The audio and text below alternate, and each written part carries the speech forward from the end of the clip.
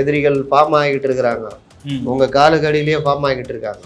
இது விஜய்க்கும் பொருந்தும், ஸ்டாலினுக்கும் பொருந்தும், எல்லாருக்கும் பொருந்தும். இப்போ சொல்லுங்க, கண்ணு கட்டின தூரம் வரைக்கும் எதிரிகள் இல்லையா? செல்வ பெருந்தகை தாவேகாவை இந்தியா கூட்டணி கூப்பிடுறாரு. என்னடான்னு கேட்டா, இந்தியா கூட்டணி அடுத்த மாசம் உடையுது பாருங்கன்ற அளவுக்கு தகவல் சொல்றாங்க. 65 சீட்டு கேட்கறேன்னு இவங்க சொல்லிக்கிட்டு இருக்கிறாங்க. வன்னி அரசுல இருந்து எல்லாருமே நாங்க 6 சீட்லாம் கொடுக்க மாட்டோம், டபுள் டிஜிட் வேணும்ன்றாங்க. சிபிஎம்குள்ள கொண்டே போடுவேன்ட்டாங்க. கூட சொல்றாரு, திமுக கட்சி கொடி போட்ட காரா இருந்தா திமுக காரனா இருக்கணுமா? என்ன பாவங்க, அவர் என்னங்க பண்ணுவாரு? என்ன மாப்பிள்ளை இவர் தான் சட்டை இருந்துன்ற மாதிரி தான் அவர். பாவம் அவரு மெயின் ஸ்ட்ரீம் மீடியாக்களுடைய விவாதங்கள்ல சீமான் நாமகரி சாப்பிட்டாரா, சீமான் துப்பாக்கி சுட்டாரா, இப்படி மக்கள் பிரச்சனை பேசாம ஜகுபர் அலின்னு ஒருத்தன் இதுக்காக போராடி உயிரியே போச்சு. 2 தடவை ஏற்றி கொண்டிருக்காங்க. விவாதிக்க வேண்டிய விஷயம் அது. ஆனா சீமான் நாமகரி சாப்பிட்டாரா, சீமான் சுட்ட துப்பாக்கி உண்மை துப்பாக்கியான்னு பெரிய மெயின் ஸ்ட்ரீம் மீடியாக்கள் உட்காந்து விவாதிக்கிற அளவுக்கு கண்டென்ட்டை சீமான் கொடுத்துட்டு இருக்காரு. பிரபாகரனுடைய அண்ணன் பையன்னு ஒருத்தரை கூட்டு வராரு. அவர் இவ்வளவு நாளா எங்க இருந்தான்னு கேட்டா, இருக்கிற வேலையெல்லாம் விட்டுட்டு இதுக்காக வராரு.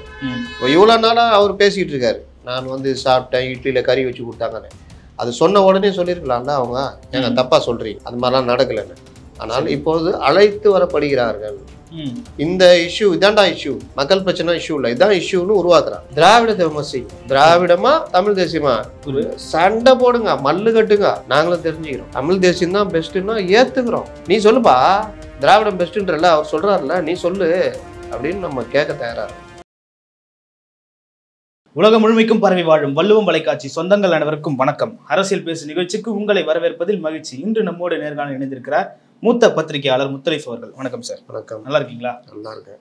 ஸ்டாலின் அவர்கள் சொல்லியிருக்காரு, இந்த மாதிரி கண்ணு கெட்டாத தூரம் வரைக்கும் எனக்கு எதிரியே இல்லை, அந்த அளவுக்கு திராவிட முன்னேற்ற கழகத்தை ஆட்சியில கொடுத்துட்டு இருப்போம் அப்படின்னு சொல்றாரு. இது வந்து கற்பனையில பேசுறாரா அல்லது எதிர்கட்சிகளுடைய சுணக்க போக்கு தான்? இந்த வார்த்தைக்கு சொந்தக்காரங்க ஜெயலலிதா தான்.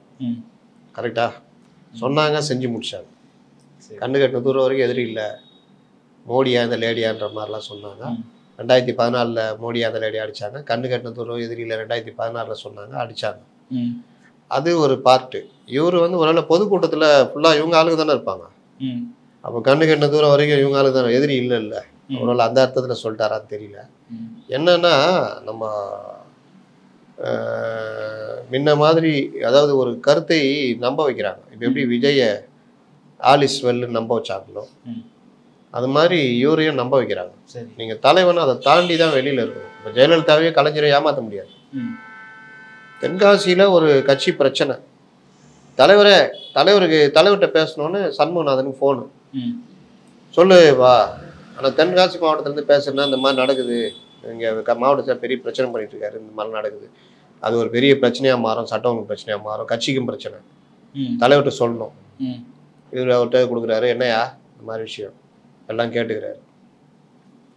மறுநாள் உளவுத்துறை அதிகாரி, சார் நான் தென்காசியில் பிரச்சனை மாவையோ வேற ஏதாவது புதுசாக இருந்தால் கொண்டு வாயான்ற. ஆக்சஸ் எப்படி இருக்கு தெரியுதா? Easy access. தொண்டை நேரடியாக சொல்லிடுறான். அப்படி சொல்லனாலும் யாராவது ஒரு பத்திரிகை ஆசிரியர் நைட்டு பேசணுன்னா யார் நடக்குது, ஐயா தென்காசியில் உங்கள் மாவட்ட சில ரொம்ப இதுவாக இருக்காங்களா, கொஞ்சம் அது என்னன்னு பார்த்துக்குங்க. ஏன்னா அவருக்கு 5 நிமிஷம் லாபம் இல்லை அந்த பத்திரிகை ஆசிரியருக்கு. அவரு நீங்க கேட்குறீங்கன்னா நலம் விரும்பி சொல்றாரு. இப்போ விஜய் கட்சி பத்தி நம்ம பேசுறோம், 5 தம்பிக்கு பிரயோஜனம் இல்லை. ஆனால் ஒரு அனலைஸ், இது இவ்வளவு நாள் அப்படி நடக்கல, இப்போ இவர் போறாரு, இப்படி நடக்குது, அவருக்கு தொல்லை கொடுத்தா மறுபடியும் உக்காந்துக்கும். அப்போ தேர்தலுக்கு நீங்க தயாராகணும்னா பாக்ஸிங் மாதிரி தான். அவன் இன்டர்நேஷ்னல் பாக்ஸர், நீங்க ஸ்டேட் லெவலில் போட்டு இங்கே இந்த மூட்டை கொடுத்து நீங்கள் ஸ்டேட் இன்டர்நேஷ்னல் லெவல் தயாராகணும். அதுக்கேற்ற கோச் வந்திருக்காரு, அந்த கோச்சை வேலை செய்ய விடுங்க. நீங்கள் டிஸ்ட்ரிக்ட் கோச்சை வச்சுக்கிட்டு டிஸ்ட்ரிக்ட் கோச்சு கீழே இன்டர்நேஷ்னல் கோச்சு அவர் பேச்சை கேட்டு ஆடணும்னா முடியாது. கரெக்டா? அப்போ இந்த மாதிரி பண்ணும்போது அந்த ஆக்சஸ் தலைவர்கள்ட்ட இருக்கணும். எல்லார்ட்டையும் பேசணும், பத்திரிகையாளர்கிட்ட பேசணும். அதாவது உண்மையை சொல்றவங்கள்ட்ட பேசுவாங்க. 100 பேர்கிட்ட பேசினா 30 பேர் இல்லை ஒரு 20 பேர் உண்மையை சொல்லுவான். அந்த உண்மையை சொல்ற யாருன்னு தலைவருங்க தெரிஞ்சு வச்சுக்கணும். 80 பேர் இல்லாம சொல்லுவான், ஐயோ தலைவரை வேற லெவல் தலைவர். அப்படி ஒரு கூட்டம், ஜெயலலிதா அந்த கூட்டத்தில் மன்னிப்பு கேட்குறாங்க. அதாவது ஆட்சி போய் இந்த மதமாற்ற தடை சட்டம் இதெல்லாம் கொண்டு வந்து வலதுசாரி இதுக்கே போயிட்டாங்க கிட்டத்தட்ட. அவங்க கிராம கோயில்களில் அந்த ஆடு மாடு பலியிட தடை, அடிப்படையில கை வைக்கிறது, இதெல்லாம். அப்போ எல்லாருமே சொல்றாங்க, இது பண்ணீங்கன்னா உங்களுக்கு சிக்கல் வந்துடும் அப்படின்னு. பெரிய அடி. சரி, அதுக்கு பிறகு அவங்க ரியலைஸ் பண்ணுறாங்க. அதுதான் ஒரு தலைமைக்கு இது. நம்ம இதெல்லாம் தப்பு பண்ணியிருக்கோம், இவங்க பேச்சை கேட்டு இது மாதிரி பண்ணிட்டோம், இப்படி பண்ணக்கூடாது இனிமேல் அப்படின்றப்போ அப்போ என்ன பண்ணலாம் அப்படின்னா அதுக்கு சில பேர் ஆலோசனை, இந்த மாதிரி பண்ணுங்க, சிறுபான்மை மக்களை கையில் எடுக்கணும்னா நீங்கள் பகிரங்கமாக நீங்கள் ஒத்துக்குங்க, சில விஷயங்கள் இது பண்ணுங்க, ஒன்றும் கெட்டு போகாது. கூட்டம் போட்டு கூட்டம்னா கூட்டம் அது அந்த அவங்க கூட்டத்தில் போய் பேசுகிறாங்க. கூட்டம்னா கூட்டம் கிட்டத்தட்ட ஒரு 50,000 பேர். அதே பீச்சு, அதே சேர்னி அரங்கம், நீங்கள் பீச்சு ஃபுல்லாக ரொம்பிடும் அப்போல்லாம். இது எனக்கு ஒரு பத்திரிகை, மூத்த பத்திரிகையாளர் சொன்னேன். கலைஞர் உட்காந்துருக்காராம். என்னையா கூட்டம் எப்படி இருக்கு, பெரிய பெரிய தலைவர்கள்லாம், அது ஒன்றும் ஒரு 5000 பேர் இருப்பான், பெருசாக ஒன்றும் இல்லை. ஆதரவு பத்திரிகையில் வரும்ல லகுட பாண்டியல், லகுட பாண்டியில் கேட்டால் தலைவரை ஒன்றுமே இல்லை, ஒன்றுமே பிசு போச்சு கூட்டம், ஒன்றுமே இல்லை. சரி சரி சரி, ஒன்றும் இல்லை வேஸ்ட்டு, ரைட்டு. எல்லாம் போனோன்னே இந்த மாதிரி உண்மையை சொல்கிற பத்திரிகையாளர், பாயாங்க என்னையா எவ்வளோ கூட்டம் சார்? சார் ஒரு 50,000 பேர் இருப்பாங்க சார். 50,000 பேரா? 5,000 பேருன்றான். அது உங்களை சந்தோஷப்படுத்துறதா சொல்லிடுறேன். ஒன்று 50,000 பேர்கிட்ட இருப்பாங்க, நல்ல கூட்டம் சார், அதில் இந்த மாதிரிலாம் பேசியிருக்காங்க, அது நல்லா ரீச்சு சார். ஓ அப்படியா? இதுதான் கலைஞர், இதுதான் தலைவன். புரியுது. உக்காந்துங்கன்னு இந்த 80% இருக்க ஆல் இஸ் வெல் சொல்கிறது அதை நம்பிக்கிட்டு இந்த 20% கிட்டேயே சேர்க்காம போகிறவன் தலைவன் கிடையாது. இந்த 80% முட்டு சத்தில் வந்து விட்டுரும். இந்த 80ல் 40 அதிகாரிகள் இருப்பாங்க. சார் பயங்கரம் சார் அப்படின்வாங்க. ஆட்சி மாறு இவங்களே கொண்டு போய் விட்றாங்கல்ல, அதில் தேர்தலில் தோத்தோன்னா இந்த டீம் அப்படியே அங்கே போயிடும், அங்கே போய் அங்கே நின்றுட்டு இருக்கோம். இவர் திடீர்னா நேற்று வரைக்கும் நம்மள்ட்ட இருந்தாங்க, இன்றைக்கி போயிட்டாங்க. அப்போது ஒரு தலைவன் எப்படி இருக்கணுன்றது ரொம்ப முக்கியம். அதனால் இப்போ அவர் ஸ்டாலின் சொல்கிறார் கண்ணு கட்டினது ஒரு வரைக்கும் எதிரிகள் இல்லைன்னு, அதை நம்பக்கூடாது. KN நேரு ஒரு பேட்டி கொடுத்தாரு ஒரு தடவை 2011.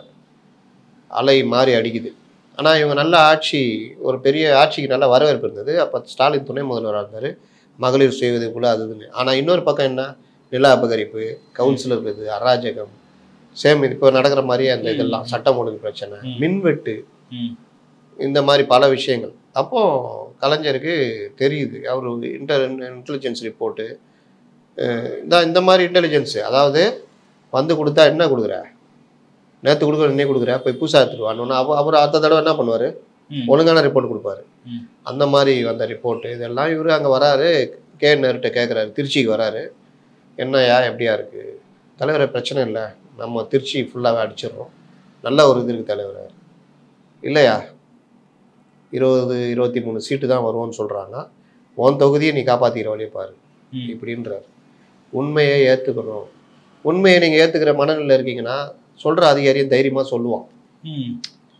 நீ சொல்கிற அதிகாரி தான் யதார்த்தம்னு சொல்கிறவனா, நீ என்ன நீ ஆளா நீ போ அப்படின்னா தலைவரை அவன் எப்போவுமே இப்படி தான் நெகட்டிவாக பேசிக்கிட்டு இருப்பான். நம்ம 140 சீட் ஜெயிக்கிறோன்னு சொல்கிறவன் தான் பக்கத்தில் வந்து நிற்பான். கரெக்டாக?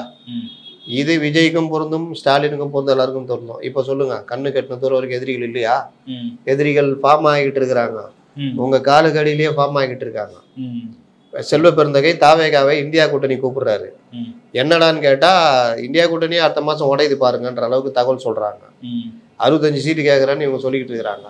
வன்னி அரசுல இருந்து எல்லாருமே கூட புகழ்ந்துக்கிட்டே டிபேட்ல பேசிக்கிட்டே நாங்கள் 6 சீட்லாம் கொடுக்க மாட்டோம், டபுள் டிஜிட் வேணுன்றாங்க. சிபிஎம்குள்ள கொண்டே போடுவேன்ட்டாங்க. 6 சீட்டு வாங்குறதுக்கு வெளியே போயிருக்கலாமே, நீ எதுக்கு போய் செயலாளர் நகரு ஐயா, சண்முகம் ஐயா வாங்க, டபுள் டிஜிட் வாங்குங்க ஐயா. அவர் வந்தவொடனே மெரின்னு மெரிகிறாரு. நாங்கள் ஒன்றும் இவங்களை நம்பி இல்லை, மக்களை நம்பி இருக்கோம், எங்களுடைய போராட்டத்தை நம்பி இருக்கோம். எங்கள் போராட்டத்தின் மூலிமா மக்கள் செல்வாக்கு எங்களுக்கு வரும். திமுக நிழலில் நாங்கள் இல்லைன்றாரு.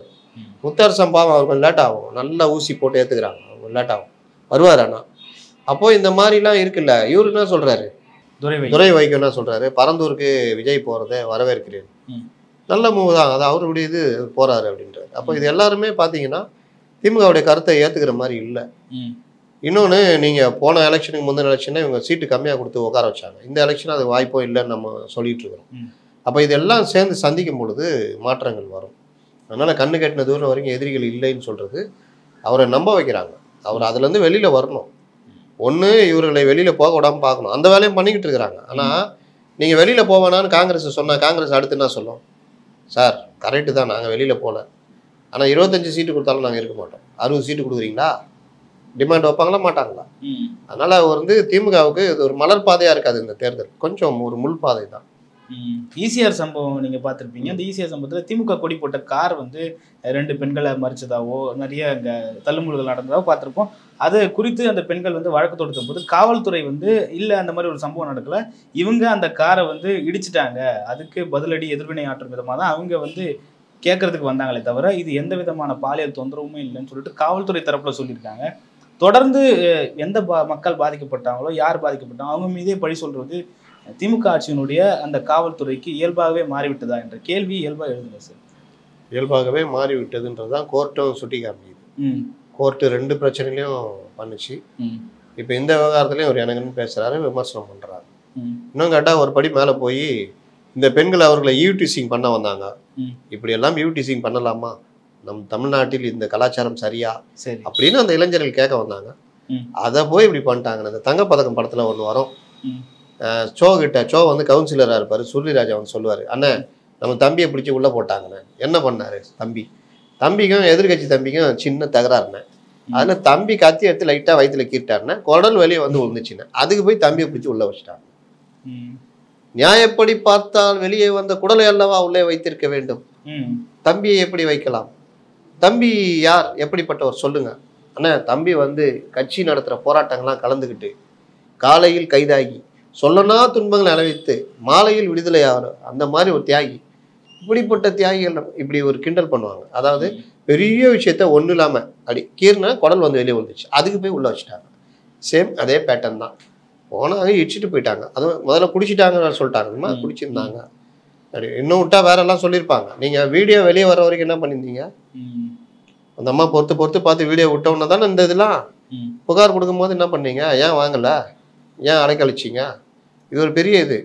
இப்போ என்ன சொல்றாங்க, அவங்களாம் திமுக காரங்க இல்லை.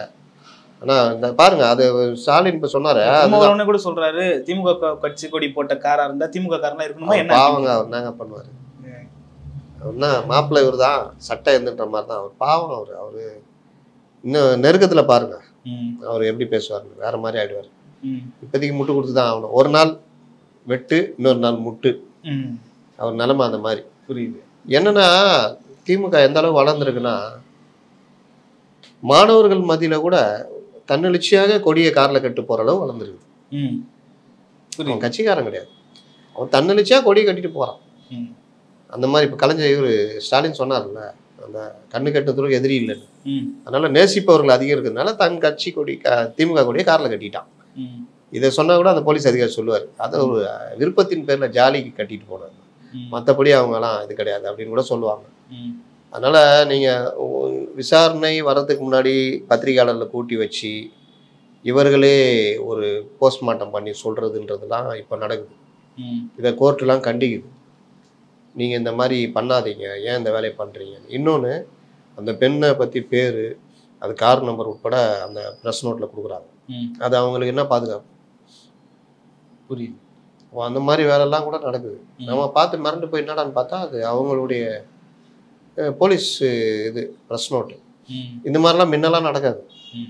இப்போ அந்த அளவுக்கு எனக்கு என்னன்னு இருக்காங்க. அதான் சொல்கிறேன்னே, நீங்கள் எங்கே யாரை கரெக்ட் பண்ணணுன்னு தெரில, அப்படியே ஒரு மாதிரி இருக்குது. அதிகாரிகள் அரசியல் பேசுகிறாங்க, அதிகாரிகள் விமர்சனம் பண்ணுறாங்க, அதிகாரிகளே அவங்களே ஹீரோ மாதிரி பண்ணிக்கிறாங்க. இது எல்லாமே நடக்குது. இதுக்கு காரணம் பயம் இல்லை. நம்ம என்ன பண்ணாலும் கேட்க மாட்டாங்க. ஜெயலலிதா முதல்வராக இருந்தப்போ ஒரு அதிகாரி பேட்டி கொடுக்க முடியுமாங்க? கமிஷனரே பேட்டி கொடுக்க மாட்டாருங்க. இதோட எங்களுக்கே சண்டே ஆயிடுச்சு. எல்லாம் வைக்கிறாங்க, சீஸ் பண்ண நகை எல்லாம் வைக்கிறாங்க, எல்லாம் அது ஒரு சாதாரண இது, சீஸ் பண்ண இது, இது மாதிரி இது சட்டம் ஒழுங்கு இது இருக்குது, நாங்கள் பண்ண போகிறோன்னு கமிஷனர் சொல்லணும். பயம். சிஎம் ஜெயலலிதா வரமாட்டேன்றாரு. நாங்கள் என்ன சொல்கிறோம், சார் இதை மட்டும் எடுத்துகிட்டு போய் நாங்கள் என்ன பண்ண போகிறோம்? நீங்கள் ஒரு அதிகாரியை விட்டு ஏதாவது ஒரு அதிகாரி டெப்டி கமிஷனராவது அவரை பேட்டி கொடுக்க சொல்லுங்கள். இந்த மாதிரி இந்த குற்ற செயல் நம்பர்னா நாங்கள் கைப்பற்றணும், சட்டம் ஒழுங்கை நாங்கள் சிறப்பாக பண்ணணும். அதெல்லாம் முடியாது விஷயம். நாங்கள் ஒன்றும் எடுக்க முடியாது, போங்கன்ட்டு போயிட்டோம். வந்து கெஞ்சுறாங்க, அதெல்லாம் முடியாதுங்க ஜார்ஜ் கமிஷனர், அப்போ உங்கள் இஷ்டத்துக்கு விஷுவல் எடுக்கிறதுக்கு தான் நாங்கள் ஆளா? அப்போ நாங்களாம் கொஞ்சம் தன்மானமாக இருந்தோம். புரியுது. இப்போல்லாம் அதெல்லாம் கிடையாது. அதுக்கு தான் நாங்கள் ஆளா? அதெல்லாம் முடியாது. அவரு ஏசிபிஆர் கெஞ்சிரார், வந்து சட்டெல்லாம் அவருக்கு வேர்த்து ஊற்றிடுச்சு. சார் அடிஷ்னல் வராரு, டெப்டி சொல்கிறாரு, டெப்டி கமிஷனர் வராரு, பேட்டி கொடுப்பார். நாங்கள் கேட்டப்போ சொன்னீங்களா, இப்போ எப்படி அப்படின்னு மெயின் ஸ்ட்ரீம் மீடியாக்கள் எல்லாருமே வந்து ப்ரெஸ் ஹாலில் உட்காந்தாச்சு. அதுக்கு பிறகு கமிஷனர்கிட்ட போகுது, என்ன விஷயம்னு கேட்குறாரு. சார் இந்த மாதிரி விஷயம். அவர் எப்படிப்பட்ட கமிஷனர்னா, அவரை பார்க்கறதுக்கே ஒரு போராட்டம்லாம் நடத்தியிருக்கோம். பொதுவாக கமிஷனரை பார்க்கணுன்னா பத்திரிகையாளர்கள் வர்றாங்கன்னா வாங்க இந்த டைமுக்கு வாங்கன்றுவாங்க. போனவுடனே எங்கள் பிஆர்ஓ ரூமில் வந்து கூப்பிட்டு போய் சேர் போட்டு உட்கார வைப்பாங்க, டீயில் அரேஞ்ச் பண்ணுவோம். இப்படி தான் கமிஷனர் பார்த்துருக்கோம். ஆனால் இவர் வந்து நான் பார்க்க மாட்டேன், நீங்கள் அவரை பாருங்கள் இவரை பாருங்கலாம் பந்தா பண்ணார். அதுக்கே போராட்டம். கமிஷன் ஆஃபீஸ் போர்ட்டிகோலையே 2-3 தடவை நடந்திருக்கு போராட்டம். அப்படிப்பட்ட ஜார்ஜ் கீழே வராரு, நிற்கிறோம். நேராக நானாக தான் நிற்கிறேன். என்ன ஆச்சு, என்ன பிரச்சனை, இந்த மாதிரி விஷயம் சார், விஷுவல் வைக்கிறீங்க இல்லை ரைட்டு, என்ன குற்றம் என்ன இதுன்னு யாராவது சொல்லணும்ல. எதுவுமே சொல்லாமல் விஷுவல் எடுத்துகிட்டு போ ப்ரெஸ் நோட்டு தருவோம்னா அதுக்கு நாங்கள் எப்படி சார் பண்ண முடியும்? இது எப்படி செய்தி ஆகும்? சரி சரி, இனிமேல் அப்படி நடக்காது, நீங்கள் கொஞ்சம் இது பண்ணுங்க. அதுக்கப்புறம் ஒரு போலீஸ் அதிகாரி வந்து பேட்டி கொடுத்தாரு. இது ஒரு காலம். ஏன் அப்போ எல்லாம் பேட்டி கொடுக்க பயந்தாங்கன்னா, நான் கொடுக்க மாட்டேன், நீ கொடுக்கலன்னா அப்போ நான் எதுக்கு கொடுக்கணும், நீங்களே கொடுக்கணும்னா நான் எப்படி சார் கொடுக்குறது அப்படி. ஏன்னா உடனே சிஎம்கிட்ட இருந்து இது வரும். மேயர் பதவிக்கு வந்தவுடனே சைதை துரைசாமி 2-3 தடவை பேட்டி கொடுத்தாரு. எங்களுக்கெல்லாம் சந்தோஷம், பேட்டி எடுக்கிறோம், எங்களுக்கு பேட்டி கிடைச்சா தானேங்க விஷுவல் இதெல்லாம். அப்புறம் பேட்டியே கிடையாது. திடீர்னு ஒரு பேட்டி எல்லாம் உட்காந்துருக்கோம், கூப்பிட்டாங்க, கார்டனுக்கு கூப்பிட்டாங்க, முடிஞ்சு அதோட முடிஞ்சிச்சு. அவர் வாழ்க்கையில் அப்புறம் மேயரை வந்து பேட்டியே கொடுக்கல. ஏன்னா நான் தான் சொல்லுவேன், நீ யார் இது பண்ணுறதுக்கு. அந்த மாதிரி ஒரு காலம் இருந்தது. இப்போ ஆளாளுக்கு எனக்கு என்னென்னு போய்கிட்டு இருக்குது. அதுதான் பிரச்சனை. நீங்கள் எல்லா அதிகாரியும் ரொம்ப ஸ்மார்ட்டாக ஒர்க் பண்ணுவாங்கன்னு நினைக்காதீங்க. இந்த மாதிரி எனக்கு என்னென்னு வாய் விடுவாங்க, எல்லாம் நடக்கும். புரியுது. ஈரோடு பரப்புரையின் போது பழனி பாபாவுக்கு நினைவு நாள் அஞ்சலி செலுத்தினார் சீமானு சொல்லிட்டு இந்து மக்கள் கட்சியினுடைய தலைவர் அர்ஜுன் சம்பத் அவர்கள் வந்து சமூக விரோதிக்கு மரியாதை செலுத்தக்கூடிய சமூக விரோதி சீமானை புறக்கணிக்கணும் இந்த தேர்தலில் அப்படின்ற மாதிரி பதிவு பண்ணியிருக்காரு. தன் மீது சுமத்தப்பட்ட பிஜேபியின் பி டீம் என்ற இழி சொல்லி போக்கும் விதமாய் சீமான் இதை செஞ்சாரா, இல்லை வேற எதுவும் உள்நோக்கம் இருக்குமா? சீமான் எது நினைக்கிறாரு, என்ன பண்ணுறாருலாம் புரியல. பி டீம்ன்ற இதை பற்றி அதுக்கு வலு சேர்க்குற விதமாக பெரியாரை போட்டு அடிச்சுக்கிட்டு இருக்காரு. சரி, அவர் கிட்டத்தட்ட பாஜகவில் சேர்த்துட்டாங்க, அதை பற்றி கவலைப்படாமல் அடிச்சுக்கிட்டு இருக்காரு. இன்னொன்று, தன்னுடைய செயல் யாருக்கு லாபம் அப்படின்னு பார்த்தா, ஆளுகின்ற கட்சியுடைய அனைத்து பிரச்சனைகளும் மக்கள் பிரச்சனை பின்னாடி போயிட்டு சீமான் சீமான் சீமான் சீமான் ஆமகரி சாப்பிட்டாரா, சீமான் துப்பாக்கியில் சுட்டாரா, மெயின் ஸ்ட்ரீம் மீடியாக்களுடைய விவாதங்களில் சீமான் ஆமகரி சாப்பிட்டாரா, சீமான் துப்பாக்கி சுட்டாரா, இப்படி. ஏன்னா இதெல்லாம் செட்டப் அஜெண்டா, நரேட்டிவ். புரியுது. மக்கள் பிரச்சனை பேசாமல் ஜகுபர் அலின்னு ஒருத்தன் இதுக்காக போராடி உயிரியே போச்சு, 2 தடவை ஏற்றி கொண்டிருக்காங்க. விவாதிக்க வேண்டிய விஷயம் அது. ஆனால் சீமான் ஆமகரி சாப்பிட்டாரா, சீமான் சுட்ட துப்பாக்கி உண்மை துப்பாக்கியான்னு பெரிய மெயின் ஸ்ட்ரீம் மீடியாக்கள் உட்காந்து விவாதிக்கிற அளவுக்கு கண்டென்ட்டை சீமான் கொடுத்துட்டு இருக்காரு. அவ்வளோதான் நான் சொல்லுவேன். இவர் பெரியாரை பற்றி பேசினா அந்த கண்டென்ட் அப்படியே வச்சுக்கணுன்றதுக்காக அவர் எடுத்த படம் வந்து போலி படம்னு ஒருத்தர் வராரு, திடீர்னு முளைக்கிறாரு. அவர் யாருன்னு தெரில. அவர் யாருன்னு பின்னணி விசாரிச்சா அவர் வந்து பெரியார் திராவிடர் கழகத்தில் அவர் இருக்கார். திடீர்னு பார்த்தா சீமானுக்கு இது பிரபாகரனுடைய அண்ணன் பையன்னு ஒருத்தரை கூப்பிட்டு வராங்க. அவர் இவ்வளோ நாளாக எங்கே இருந்தான்னு கேட்டால் அவர் இருக்கிற வேலையெல்லாம் விட்டுட்டு இதுக்காக வராரு. இவ்வளோ நாளாக அவர் பேசிக்கிட்டு இருக்காரு, நான் வந்து சாப்பிட்டேன், இட்லியில் கறி வச்சு கொடுத்தாங்கன்னு. அது சொன்ன உடனே சொல்லியிருக்கலாம்ல அவங்க, ஏங்க தப்பாக சொல்கிறீங்க, அது மாதிரிலாம் நடக்கலைன்னு. ஆனால் இப்போது அழைத்து வரப்படுகிறார்கள். இந்த இஷ்யூ இதாண்டா இஷ்யூ, மக்கள் பிரச்சனை இஷ்யூ இல்லை, இதான் இஷ்யூன்னு உருவாக்குறாங்க. சரி, அப்போ அவங்கள கூப்பிட்டு வந்து பேச வைக்கிறாங்க. அப்புறம் அவங்க என்ன சொல்கிறாங்க, ஏங்க இவர் யுத்த காலத்தில் ஓடி போனவருங்க, இவர் என்ன இதுன்னு அது சொல்கிறாங்க. அதுக்கப்புறம் தமிழில் இதுலேருந்து ஒரு இது வருது சர்க்குலர், அவர் வந்ததெல்லாம் உண்மைதான் அப்படின்னு. அப்போ இப்படி அப்ஸ் அண்ட் டவுன் இதுக்குள்ளேயே பாரதி ராஜா பேட்டி கொடுக்குறாரு. சீமான் பற்றி பிரபாகரன் கேட்குறாரு, யார் இந்த தம்பி நல்லா பேசுகிறாருன்னு. நம்ம தம்பி தான் தமிழார்வம் மிக்கவர்ன்றாரு. அதுக்கு பிறகு தான் அவர் கூப்பிட்டாருன்றாரு. அதுக்கப்புறம் என்ன சொன்ன, ஒருத்தர் பேசுகிறாரு, அவர் வந்தார் 1 வாரம் இருந்தான்றாரு. இன்னொருத்தர் என்ன சொல்கிறாரு, அவர் வரவே இல்லைன்றாரு. இது நமக்கு தேவையில்லைங்க. இது வந்து மக்களுக்கு தேவையில்லை. மக்களுக்கு தேவை இது இன்னைக்கு இருக்கிற பிரச்சனை. அப்போது சீமானு பெரியாரை பற்றி ஒரு பக்கம் திட்டிக்கிட்டு, அவர் பெரியார் மண் இல்லை, பெரியாரே மண்ணு தான் பேசணும். மறைந்த தலைவருங்க, நீங்கள் வந்து அவங்களுக்குரிய மரியாதை கொடுக்கணும். யாரா பெரியாருன்னு கேட்குறாரு. இவர்களை பற்றியெல்லாம் ஏன் பேச முடியும்? அவர்களெல்லாம் பேசுகிறாங்க. அவங்கள பேசும்போது அது கூட இவரையும் பேசுகிறாங்க. அப்போ அவங்களெல்லாம் இவர் பேசுவார், ஆனால் இவரை பேச மாட்டான்றாரு. கேட்டால் நான் வந்து இந்த பிரச்சனைக்கு அப்புறம் நான் பிரபாகரனை சந்தித்த பிறகு என்னுடைய மனம் மாறியது அதெல்லான்றாரு. பிரபாகரனை சந்தித்தது 2008-09. ஆனால் நீங்கள் பெரியாரை பல தடவை தூக்கி பேசியிருக்கீங்க. பல தடவை நீங்கள் திராவிட இதை வந்து பேசியிருக்கீங்க. திடீர்னு இப்போ பேசுறீங்கன்னா என்ன காரணம்? அதுக்கான காரணத்தை சொல்ல மாட்டேங்கிறாரு. இவர் பேசிட்டாருன்னா தம்பிகளும் கூட சேர்ந்துடுறாங்க. இவர் நாளைக்கு பெரியாரை தூக்கி பிடிச்சாருன்னா தம்பிகளும் நாளைக்கு தூக்கி பிடிப்பாங்க. அதுதான் பிரச்சனை. அப்போ யாராவது அவர்கிட்ட இல்லைன்னா இந்த பிரச்சனை இது வந்து நம்மளுடைய பேச்சுகள் இந்த மாதிரி விஷயங்கள்லாம் எதிரணிக்கு தான் யூஸ் ஆகுதுண்ணே. நமக்கு இப்போ இருக்கிற மக்கள் பிரச்சனை நம்ம எவ்வளோ இருக்குண்ணே, நீங்கள் நல்லா பேசுவீங்கண்ணே, நீங்கள் பேசுறது அதாவது மற்ற தலைவர்களோட ரீச் ஆகுது, அந்த பயத்தில் தான் உங்களை அடிக்கிறாங்க. அப்போ அதில் தானே ட்ராவல் பண்ணணுன்றது மாதிரி கூட இருக்கிறோன்னு சொல்கிறதில்ல. நீ ஒன்று திட்டுறியா, நான் 2 திட்டுறேன் பாரு, முன்னாடி உட்காந்து நீ ரசிக்கிற அளவுக்கு நான் பேசுகிறேன் பாருன்னா அது சரியான நிலைப்பாடு இல்லை. நம்ம தமிழக அரசியல் களமும் இது இல்லை. நம்ம ரொம்ப நாகரிகமான ஒரு இதை சேர்ந்தோம். இன்னொன்று அவரை விமர்சிக்கணும்னு அவசியம் இல்லை. திராவிடத்தை விமர்சிங்க. திராவிடமா தமிழ் தேசியமா சண்டை போடுங்க, மல்லு கட்டுங்க, நாங்களும் தெரிஞ்சுக்கிறோம். தமிழ் தேசியம் தான் பெஸ்ட்டுன்னா ஏற்றுக்கிறோம். நீ சொல்லுப்பா திராவிடம் பெஸ்ட்டுன்றல அவர் சொல்கிறாருல்ல, நீ சொல்லு அப்படின்னு நம்ம கேட்க தயாராக இருக்கணும். சண்டை இதில் தானே இருக்கணும். வலதுசாரிகள் இடதுசாரிகள் சண்டை இதில் தானே இருக்கணும். சரி, ஆனால் எல்லா காலத்துலையும் இப்போ பாருங்க, நான் என்ன சொல்கிறேன்னா பிஜேபி ஆட்சிக்கு வருது, அவங்களுடைய முதல் அட்டாக் யாரை கரெக்டாக சொல்லுங்க, யார் அட்டாக் பண்ணாங்க? இன்னை வரைக்கும் பிரதமர் யார் அட்டாக் பண்ணுறாரு? நேருவை. எதுனாலும் நேரு தான் காரணம். இந்த பிக் பாஸ்ல அந்த கஞ்சா ஒரு பேர் என்ன, கஞ்சா கருப்பா, சினிமாவில் நடிப்பார் அவர் தானே. அவரு அந்த பிக் பாஸ்ல இந்த பரணி பையதாங்க எல்லாத்துக்கும் காரணம். அது ஒரு மீம்ஸாக ஆச்சு தெரியுமா? எதுனாலும் இந்த பரணி பையதாங்க காரணம். அந்த மாதிரி பிஜேபி ஆட்சி வந்து எது நடந்தாலும் நேரு தான் காரணம். சரி, எது நேரு காரணம், நேரு காரணம். நேரு யாரு? அவர் ஆட்சி இந்தியா சுதந்திரம் அடைஞ்சு அவர் ஆட்சிக்கு வரும்பொழுது இந்தியா எந்த மாதிரி நிலைமையில இருந்தது? டெக்னாலஜி பல விஷயங்களை அமெரிக்கா போகணும், பிரிட்டன் போன்ற நாடுகள் கேட்கும் போது நாங்கள் 50-100 வருஷமாக வந்ததை நீ ஒரு 5 வருஷத்தில் வரலான்னு பார்க்குறியான்னு ஒதுக்கும் பொழுது சோவியத் யூனியனை கையில் எடுத்து அதன் மூலிமா பல டெக்னாலஜி, இரும்பு உருக்கு ஆலைகள், இந்த மாதிரி பல இதை கொண்டு வந்து நவீன சிற்பி நேரு. நேரு கீழே இருந்த தலைவர்கள் காமராஜ் போன்றவர்கள் தமிழகம் பல மாநிலங்களில் இருந்தாங்க, பண்ணாங்க. ஆனால் இவங்க வந்து என்ன சொல்கிறாங்க, எல்லா இதுக்கும் காரணம் நேரு தான்றாங்க. சேம், அது ஒரு வகையான பேட்டர்னுங்க. இது அடிக்கிறது மூலியமாக, ஒருத்தரை டீஃபேம் பண்ணுறது மூலியமாக தன்னுடைய வாக்குகளை அதிகரிக்கிறாங்க. இங்கே பெரியாரை டீஃபேம் பண்ணுறது மூலிமா வாக்குகளை அதிகரிக்கலாம்னா சிக்கலில் போய் முடியும். நீங்கள் இங்கே பேச வேண்டிய அரசியலை இவர்களை வெளுக்கணும், ஆட்சியாளர்களை அவதூறுகளை முறை அந்த வேலை தான் பண்ணியிருந்தார். புரியுது. அதோட சேர்ந்து அவர் தமிழ் தேசியம் பேசியிருந்தார். ஆனால் இப்போ திடீர்னு இதை எடுக்கும்பொழுது ஆகா சூப்பரா பெரியார் தொட்டியா, இப்போ நாங்கள் பேசுகிறோம் பாரு, பெரியாருடைய பிள்ளைகள் நாங்கள்னு பேசுகிறோம் பாருன்னு. ஆனால் அடிக்கும் போது திருப்பி அடிக்க கூட இவங்களுக்கு எண்ணம் கிடையாது. கோபம் வரணும்ல, பெரியார் அடிக்கும்போது யாரை சொல்கிறேன், எந்த பெரியார் சொல்கிறேன்? இல்லை, ஸ்டாலின் அவர்கள் வந்து சொல்லி எங்கள் அப்பா கூட திட்டுங்க, ஆனால் பெரியார் திட்டாதீங்க, அவ்வளோதான், திராவிடத்தின் தந்தை அப்படின்னு சொல்லி அவ்வளோதான். அதுக்கு மேலே என்ன சொன்னார்?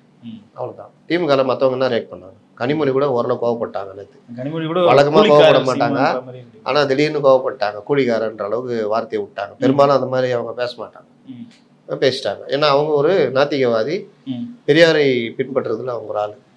அவங்கள்ட்ட அந்த வார்த்தை எதிர்பார்க்கல, நான் சொல்லிட்டாங்க. அதுக்கு சீமான் ரொம்ப கடுமையாக பேசிட்டாரு. அந்த வாதங்கள்லாம் பார்த்தீங்கன்னா ரொம்ப அருமையாக இருந்தது. இங்கே எந்த வகையில் இது அந்த மாதிரி. ஆனால் கோவப்படுறதுன்னு நான் ஏற்றுக்கல. அந்த வாதம் ஒரு மாதிரி வச்சிங்களேன். ஆனால் நீங்கள் என்ன பண்ணீங்க? மற்றவங்க ஆராசா என்ன பண்ணாரு? அவர் ஒரு பெரியாரிஸ்ட்டு தானே. இன்னும் பல பெரியாரிஸ்ட்டுகள் உள்ளே இருக்காங்க அதிமுகவில். பொன்முடி இவங்களாம் என்ன பண்ணீங்க? சீமானை ஏன் நீங்கள் உங்களால் எதிர்க்க முடியல? உங்கள் பெரியாரை தானே அடிக்கிறாரு. பெரியாருடைய திராவிடியன் ஸ்டாக்கு தானே நீங்கள், அதை தானே அடிக்கிறாரு. அதுக்கு மேலே பெரியாருடைய ஒட்டுமொத்த குத்தகைதாரர்கள் இருக்காங்கல்ல, வீரமணி போன்றவங்க என்ன பண்ணாங்க? ராமகிருஷ்ணன் போராடுறாரு, தந்தை பெரியார் திராவிடர். கொளத்தூர் மணி நிற்கிறாரு, திருமுருகன் காந்தி வந்து ரோட்டில் நிற்கிறாரு, இது பண்ணுறாரு. அந்த போராட்ட வடிவங்களில் நமக்கு உடன்பாடு இல்லை. ஆனால் அவரு அதுக்கான கருத்து போராட்டம் நடத்துகிறாரு. அவரை கொச்சையாக திட்டுறாங்க, அதுலேயும் நமக்கு உடன்பாடு இல்லை. சண்டை கருத்தில் போடுங்கன்னா சொல்கிறோம், அது தனி. ஆனால் நீங்கள் என்ன தீக்கா என்ன பண்ணுச்சு? விசிகா கேட்குதுங்க, என்னங்க பண்ணுறீங்க? பெரியார சீமான் போட்டு இது பண்ணுறாரு, என்ன பண்ணுறீங்க வீரமணி? நீங்கள் வேங்கை வயலுக்கு வந்து முட்டு கொடுத்துக்கிட்டு இருக்கிறீங்க, இது என்ன நீங்கள் பண்ணுறது? வெந்த புண்ணில் வேல் பாய்ச்சுகிறீர்கள்னு அந்த செய்தி தொடர்பாளர் பாலனா விசிகா அவரு கேட்குறாரு. அப்போது அவங்க லெவல் அவ்வளோதான் இருக்குது. இதுதான் பிரச்சனை. அதனால் இந்த மாதிரி விஷயங்களில் எது அரசியல்ன்றது கரெக்டான அரசியல்னு போனால் நல்லாயிருக்கும். அங்கே வந்து அவர் இந்த நீங்கள் சொன்னீங்கல்ல பழனி பாபாவை எடுத்து பேசுறது அதனாலலாம் மாறிடுறாங்க. என்னன்னா தடா ரஹீம் போன்றவர்கள் அவங்க ஆதரிக்கிறாங்க. இஸ்லாமிய இது சிறுபான்மை மக்கள் வாக்கு இருக்குது. அப்போ இவர் வந்து அதை பேசும் பொழுது சிறுபான்மை மக்கள் வாக்கு சிலது கவரும் அப்படின்னு பார்க்குறாரு. அப்படிலாம் காரணமாக இருக்கும். இதுக்கு முன்னாடி கூட இந்த பாஜகவின் பி டீம் சீமான் அதெல்லாம் செயல்படுறாருன்னு சொல்கிறப்போ பாஷா அவர்களுடைய நினைவு நாளைக்கு நான் மட்டும்தான் போனேன், திமுகலேருந்து யாருமே போகல. அப்படி பாஷாவையும் பழனி பாபாவையும் முன்னிறுத்துறதுக்கான காரணம் என்னவா இருக்குன்னு கேட்குறப்போ தடா ரஹீம்காகவும் அந்த சிறுபான்மை வாக்குகளுக்காகவும் மட்டும்தான் இருக்குமா? பாஷாவை போய் ஆதரிச்சு பேசுறதுனால சிறுபான்மை மக்கள் வாக்கு வரும்னா அது வந்து சரியில்லை, நல்ல அரசியல் இல்லை, வராது. சரி, நீங்கள் எல்லாருமே தப்பாக நினச்சிட்டு இருக்காங்க. பாஷா அவருடைய இது இந்த மாதிரி விஷயங்கள்லாம் நீங்கள் மேலும் பிரச்சனைகளை பெருசாகிறதுக்கு தான் உதவுச்சு. வலதுசாரிகளுக்கு மற்றவங்களுக்கு அவங்கள ஏதோ தேசிய ஒரு இது மாதிரியும் இவர்கள்னால இதாகிற மாதிரி தான் ஆச்சு. நீங்கள் யார் இந்த மாதிரி குண்டு வெடிப்பு தீவிரவாதம் அந்த மாதிரினா அதை இஸ்லாமியர்களும் ஏற்றுக்கொள்ளக்கூடாது, இந்துக்களும் ஏற்றுக்கொள்ளக்கூடாது, மனித குலத்தில் யாரும் ஏற்றுக்கொள்ளக்கூடாது. அது ஏற்றுக்க முடியாது. சிறுபான்மை மக்கள் தாக்கப்படுறாங்க, ஒடுக்கப்படுறாங்க, நசுக்கப்படுறாங்கன்னா அதற்கான போராட்டம் என்பது தனி. அதற்கான ஜனநாயக சக்தியோட போடணும், அதற்கான இதை கொண்டு வரணும். இந்து மக்களோட சேர்ந்து இந்த உரிமையை பேசணும். அது தமிழ்நாட்டில் இருக்கு. இன்னைக்கு இஸ்லாமியர்களும் இந்துக்களும்னா யாரும் பிரிச்சு பார்க்கல. எல்லாரும் மற்ற வட மாநில மாதிரிலாம் இங்கே கிடையாது. மாமன் மச்சான்னு இருக்காங்க. அதுக்குள்ள பிளவு ஏற்படுத்த ட்ரை பண்றாங்க. அது ரெண்டு பக்கமும் நடக்குது. அதுல சில பேர் இதுதான் இஸ்லாம் காட்டுற பாதைன்னு நினைக்கிறாங்க. தப்பு. இஸ்லாம் இதை சொல்லவில்லை. இஸ்லாம்ன்றது ஒரு மார்க்கம். அது வந்து அன்பையும் இது என்ன போதிக்குது. அதுல சில பேர் வந்து அவங்க ரொம்ப தீவிரமா இருக்கும்போது நீங்க கொடுக்கறத சாப்பிட மாட்டாங்க. சில பேர் இந்த உருவ வழிபாடுகளுக்கு எதிராக இருப்பாங்க. ஆனா பெரும்பாலான இஸ்லாமியர்கள் தாயா பிள்ளையா பழகிறதா 90% தமிழ்நாட்டில். அப்போ இதெல்லாம் வச்சுக்கிட்டு இவரில் போய் பார்க்கறது, அவங்கள போய் பார்க்கறது அதெல்லாம் இல்லை. அதே நேரத்தில் இந்த குண்டுவெடிப்பு குற்றவாளிகளை 30 ஆண்டுக்கு மேலே சிறையிலேயே வச்சு அதுக்கப்புறம் விடுதலை செய்யாமல் பண்ணதெல்லாம் வந்து யாரும் இது பண்ண முடியாது. அது வந்து ஒரு மனித உரிமை. அவன் குற்றத்துக்கு அவன் அனுபவிச்சிட்டான், 30 வருஷத்துக்கு மேலே அனுபவிச்சிட்டான், வயசாகிடுச்சு. இதுக்கப்புறம் அவன் ஒன்றும் பெருசாக சாதிக்க போகிறது. அந்த கருணை அடிப்படையில் அவனை விடுதலை பண்ணணும். அதில் வலதுசாரிகளுக்கும் மற்றவங்களுக்கும் வித்தியாசம் இருக்குது.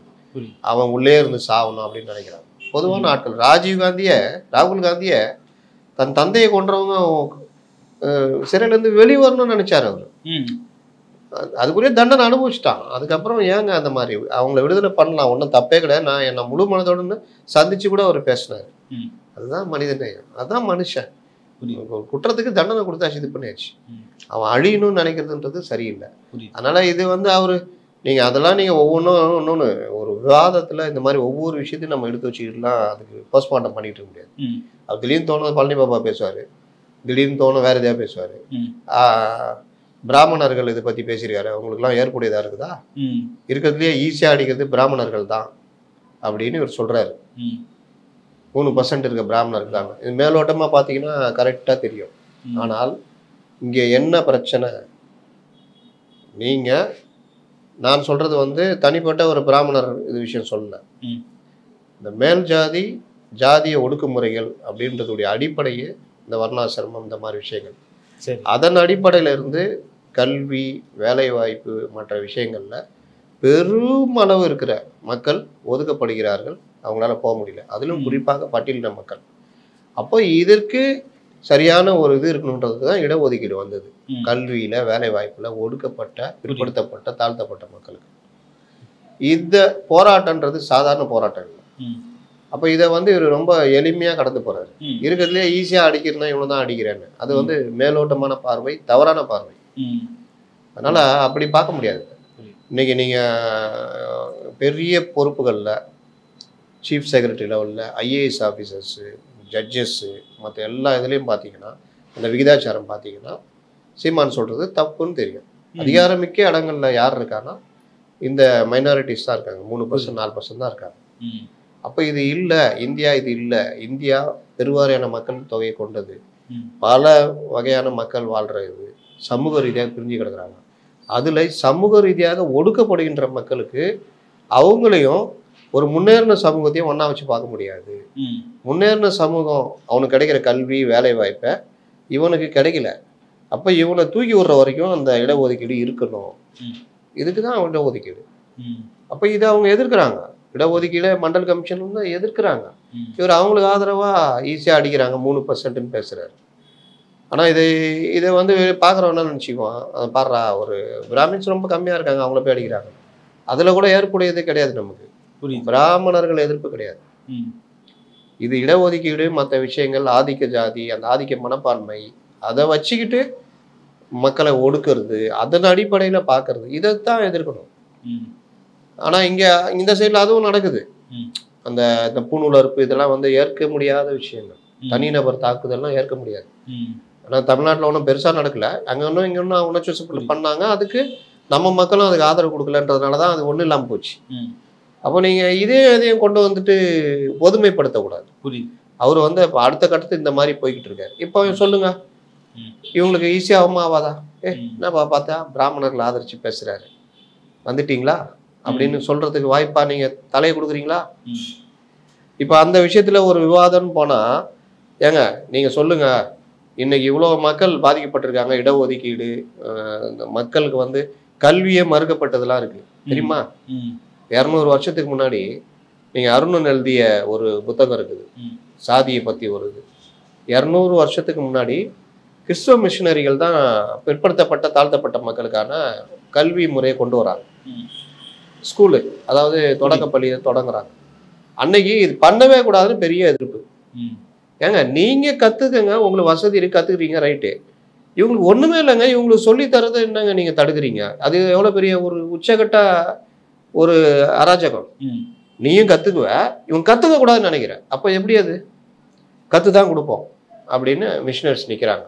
இல்ல கத்துக்க கொடுக்கக்கூடாது, அவர்கள் இதுக்காக தான் இருக்கிறாங்க, அவங்களுக்கு கல்வி மறுக்கணும் அப்படின்னு. இது எவ்வளவு பெரிய அராஜகம். இதுக்கு எதிராக கோர்ட்ல வழக்கு போகுது. இங்க கொல்கட்டால தான் பிரதான கோர்ட்டு. இந்த கோர்ட்லயும் இவங்களுக்கு ஆதரவா ஒரு தீர்வு வரல. அப்ப சுப்ரீம் கோர்ட் வந்து லண்டன்ல இருக்கு, அங்க வாதாடுறாங்க. சுப்ரீம் கோர்ட் சொல்லுது, லண்டன் கோர்ட்டு அவங்களுக்கு கல்வி கொடுக்கணும், அதை யாரும் மறுக்க முடியாது. புரியுது. மிஷினரிஸ் வந்து கல்வி நடத்துங்கன்னு. அதற்கு பிறகுதான் பிற்படுத்தப்பட்ட தாழ்த்தப்பட்ட மக்களுக்கு இந்த மாதிரி பள்ளிகள் எல்லாமே கிடைச்சது. கோர்ட்டு தலையிட்டு பண்ற அளவுக்கு இருக்குன்னா இவர் வந்து ரொம்ப ஈஸியா சொல்றாரு. இதெல்லாம் பார்வை, மேலோட்ட பார்வை என்னைக்குமே உதவாதுங்க. நீங்க சில பேர் சொல்லுவாங்கல்ல, இடஒதுக்கீடு வந்து உக்காந்துக்கிறானு இவனுங்க அப்படின்னு. அதுல கிரிமினல் கொண்டு வாங்க, நான் தப்பு சொல்லி. இப்போ ஒரு இந்த பட்டியல் இனத்தை சேர்ந்த ஒருத்தர் IAS ஆஃபீஸரா இருக்காரு. அவரு பையனை எங்க படிக்க வைப்பாரு? இன்டர்நேஷனல் ஸ்கூல்ல எங்க படிக்க வைப்பாரு? பட்டியல் இனத்தை சேர்ந்த ஒரு கிராமத்துல இருக்கிற பையன் எங்க படிப்பான்? சாதாரண ஸ்கூல்ல படிப்பான். அப்ப இவரு இந்த பையனையும் அந்த பையனையும் நாளைக்கு ஒரு இடத்துல ஒரு வேலைக்கு போறாங்கன்னு வச்சுக்கோங்க, 2 பேருமே பட்டியல் இனத்தை சேர்ந்தவங்க, யாருக்கு கிடைக்கும் சீட்டு? இவர் அதிகாரத்தை பயன்படுத்த வர மாட்டாரா? இவர் பயன்படுத்த முடியுமா? முடியாது. அந்த கோட்டால இவர் வருவாரா இல்லையா? வருவார். இப்ப சொல்லுங்க, அது கரெக்டா? தவறான பொருளாதார முறையிலையும் இடஒதுக்கீடு கொடுக்கப்படணும். ஒரு பிராமண சமூகத்தை சேர்ந்தவர், அவரு பொருளாதார ரீதியா ஏழை, அவங்க முன்னேறணுமா வேணாவா? அவங்களுக்கும் அந்த இதை கொடுக்கணும். நீங்க பிராமணர்னா எல்லாருமே நல்லாவா இருக்காங்க? ஒண்ணும் இல்லாம சாப்பாட்டு படிக்க முடியாம இருக்கிறவங்களா இருக்கிறாங்க. அப்ப அவங்களுக்கு பொருளாதார ரீதியா, அது முற்பட்ட சமூகம் இருந்தாலும் பொருளாதார ரீதியா அவங்களுக்கான ஒதுக்கீடு கொடுக்கணும். அதே நேரத்துல தாழ்த்தப்பட்ட பிற்படுத்தப்பட்ட மக்கள்ல வசதியானவர்களுக்கு, அப்பா நீ வரணும்னு தான் நாங்க பண்ணோம், நீ வந்துட்ட, இனி உனக்கு பொருளாதார ரீதியா உனக்கு பிரச்சனை இல்லை, நீ உன் பையனை படிக்க வச்சுக்குவ, நீயும் பண்ணிக்குவ, நீ பட்டியலினமா இருந்தாலும் நீயும் பண்ணிக்குவ. இவனை இன்னும் கீழே தான் இருக்கிறான், இவனை தூக்கிடணும், அதனால நீ வந்து பொருளாதார ரீதியா நீ வர முடியாது, இவங்களுக்கு தான். இதெல்லாம் கரெக்டா இருக்கும்? அவ்வளவுதான். அப்போ இந்த மாதிரி பார்வையெல்லாம் இருக்குல்ல, இது ரொம்ப நுணுக்கமானதுங்க. நீங்க பாக்குறதுக்கு மேலோட்டமா அந்த தலைவர்கள்லாம் பேசுவாங்க, ரொம்ப உள்ளக போகணும், ஒவ்வொரு விஷயத்திலையுமே இதுக்காக போகணும். அது மார்க்சிஸ்டுகள்லாம் சொல்லுவாங்க, கிரீமி லேயர் அந்த இது எம்ஜிஆர் கொண்டு வந்தாருங்க. கலைஞர்லாம் ஆய்வுன்னு சொல்லி பெரிய பிரச்சனை ஆகி லாஸ்ட்ல எம்ஜிஆர் பயந்து போய் வாபஸ் வாங்கிட்டாரு. இந்த மாதிரி பல இது இருக்குது. அதனால எந்த விஷயத்தையும் மேலோட்டமா பார்க்க முடியாது. புரியுது. ஈரோட்டில் வந்து இதுக்கு முன்னாடி தனிச்சே நின்ற நாம் தமிழ் கட்சி வந்து தடா ரஹீம் அவர்களோடையும் ஏர்போர்ட் முத்தி அவருடைய இயக்கத்தையும் இணைச்சு இன்னொரு இயக்கத்தையும் இணைச்சு 3 பேரா இணைஞ்சு இந்த தேர்தலை சந்திக்கிறது எப்படி பார்க்குறீங்க? முதல் முறையா அந்த இயக்கங்களை இணைச்சிட்டு சீமான் அவர்கள் தேர்தலை சந்திக்கிறாரு. தேர்தல் களம் அங்கே எப்படி இருக்குன்னு நீங்கள் நினைக்கிறீங்க? அவங்களாம் ஒன்றும் அங்கே பெரிய இதெல்லாம் கிடையாது. நீங்கள் சொல்கிறவங்களாம் வந்து ஏதோ அங்கொன்றும் இங்கொன்றா இருக்கும். புரியுது. அதெல்லாம் ஒரு பெரிய இது கிடையாது. இதை நோக்கி நகரணும் அவர். நான் ஒரு இதில் கூட பேசினேன், சீமான் இப்படியே போயிருந்தாருன்னா இதாகாது, ஆட்சியை கைப்பற்றணும், அதிகாரத்தில் பிரதிநிதிகளாக வரணும்னா அவர் வந்து புத்திசாலித்தனமாக முடிவெடுக்கணும். அப்போது நீங்கள் எதிரி யார், அரசியல் எதிரி திமுக, ஐயோ இந்த கூட்டணியை வீழ்த்தணும் அப்படின்னா அதிமுக கூட சேர்றதுல தப்பு இல்லை. உங்களுடைய 8% அவங்களோட சேரும் பொழுது நீங்கள் ஒரு 40 எம்எல்ஏ வாங்கி நிற்கிறீங்கன்னா அதில் ஒரு 30 பேர் ஜெயிக்கிறீங்கன்னா 30 எம்எல்ஏக்கள் மக்கள் பிரச்சனையை ஈஸியாக பேச முடியும், அதிகாரிகளை அணுக முடியும், எல்லாம் பண்ண முடியும். அதற்கு பிறகு உங்களுடைய எண்ணிக்கையை கூட்ட முடியும். உங்களுடைய செயல்பாடுகள் மூலிமா, போராட்டங்கள் மூலிமா. அவங்களோட இருக்கணும்னு சொல்லல, கம்யூனிஸ்டாக தான் பண்ணுவாங்க, தேர்தல் நடைமுறை தந்திரன்னுவாங்க.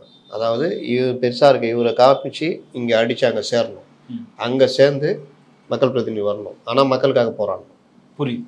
அதன் மூலியமாக கட்சியை வளர்க்கணும்.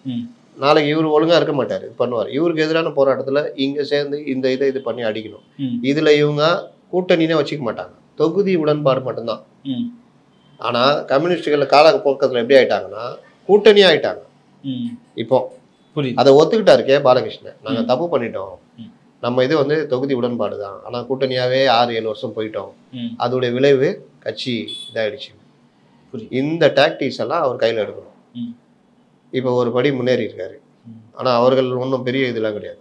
இந்த அடுத்த படியாக ஒரு பெரிய பொது எதிரியை வீழ்த்துறதுக்கு ஒரு சில இடங்களில் கூட்டு சேரன்றதுக்கு, உலகத்தில் கூட்டு சேராமல் யாருமே ஜெயிக்க முடியாது. உங்கள் தொண்டர்கள் சோர்வடைவார்கள். நீங்கள் இன்னும் இந்த மாதிரி பேசியிருந்தீங்கன்னா தத்துவார்த்த ரீதியாக இருக்கிறவங்களும் பின்னடைவாங்க. நீங்கள் இடதுசாரி கருத்துக்களோடு இருக்கிறவங்களோட வந்து இணைஞ்சிருப்பான், அவனுக்கு பெரியாரை பிடிக்கும், மார்க்ஸை பிடிக்கும், எங்கல்ஸ் பிடிக்கும். இன்றைக்கி பெரியாரை திட்டுறீங்கன்னா அவன் ஏற்றுக்க மாட்டான். இப்போ கூட ஒருத்தர் ஜெகதீஷ் பாண்டியன் அவர் வெளியில் வர்றாரு. அப்போது அவரை பற்றி என்ன சொல்கிறீங்க, அவர் கெஞ்சினார், காலில் விழுந்தாரு, அதனால சேர்த்துக்கிட்டோம். ஆனால் அவர் ஒரு தெளிவான ஒரு இதை சொல்லி வெளியில் போகிறாரு. அப்போ பொதுமக்கள் பார்க்கும்போது பாடுறா பெரியார் திட்டுனால கட்சி உடையுது, இங்கே பாடுறா இதாகுது, அங்கே பாடுறா இதாகுது, இதுவும் அவருக்கு நல்லது. அதனால் அரசியல் நடத்துறதுன்றது இது கிடையாது. இது சொன்னாலும் சில பேர் ஏற்றுக்க மாட்டாங்க, பட்டால் சில சமயம் தெரியும். அடுத்த கட்டத்துக்கு நகரணும்னா இப்போ நான் கட்சியில் இணைகிறேன், 2 நோக்கம் இருக்கும். ஒன்று கொள்கையை ஏற்றுக்கிட்டு இணைகிறேன், 2வது நான் மக்கள் பிரதிநிதியாக மாறி மக்கள் எதாவது பண்ணணும். அதுக்கான வாய்ப்பே இல்லாமல் இந்த கட்சி இருக்குது. இப்படியே போவோம், நாங்கள் ஒரு நாள் ஆட்சி இப்படி பண்ணால் பிடிப்பீங்க எப்போன்றதான் மேட்ரு. அன்னைக்கு நான் இருப்பேனாலும் யோசிப்பானா இன்னைக்கு இருக்கிறவன். அதனால அரசியல் என்பது வேறு. ஒவ்வொரு காலகட்டத்திலையும் ஒவ்வொரு விஷயத்துக்கெல்லாம் மாறிட்டு இருக்க முடியாது. பொதுவான கொள்கைன்னு ஒன்று வச்சுக்கிட்டு இருக்கணும். இஷ்யூவில் பேசலாம், ஆனால் கொள்கைன்றது பொதுவான இதுவாக இருக்கணும். நடப்பு கால அரசியல் குறித்து விவாதித்ததுக்கு நன்றி சார். மற்றும் ஒரு காலம் சந்திப்போம். நன்றி.